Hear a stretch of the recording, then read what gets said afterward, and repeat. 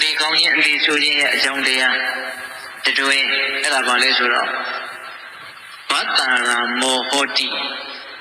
စကားပြောခြင်းမှာမွေးလျော်ဝယ်ရရှိတယ်။စကားပြောနေရတာဘိုးပဲပြောတယ်ပြောစရာဆိုလို့စကားပြောတာပဲရှိတယ်။ပြောနေရရင်သဘောကျတယ်မပြင်းဘူးပေါ့ဟုတ်လား။ပြောနေရရင်မပြင်းဘူး။ကိုပြောမဲ့စကားနားထောင်မဲ့လူပဲလိုက်ရှာနေတယ်။အဲ့လိုပြောရဆိုရတာကိုပဲစိတ်ဝင်စားပြီးတော့စကားသိများလို့ရှိရင်လည်းအဲ့ဒီပုဂ္ဂိုလ်ဟာဘာလဲတော့အသေးမကောင်းနိုင်ဘူးစကားတွေများလို့ရှိရင်သိတဲ့ရင်နေကြတာကတော့အမှားတွေများမှာပဲအမှားတွေများပြီဆိုရင်တော့အနေနဲ့အများဆိုတော့နောင်တကတော့ရရမှာ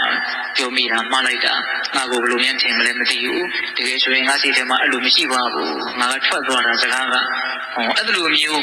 ပြောမိတဲ့စကားတစ်ခွန်းကြောင့်နောင်တရတဲ့အနေအထားတွေအများကြီးမရှိဘူးလားရှိတယ်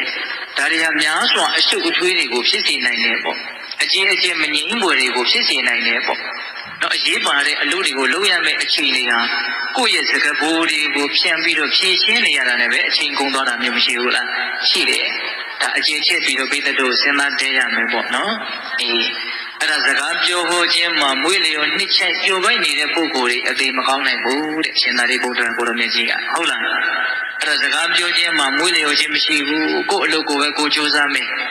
အကုသိုလ်ကိုပေးရှားဖို့ကုသိုလ်တရားပွားများဖို့ဒါကိုပဲစောင့်ချပြီးတော့လုပ်မယ်ဆိုတဲ့ပုဂ္ဂိုလ်တွေမှာတော့အသေးကောင်းမယ်ပေါ့ဟုတ်လား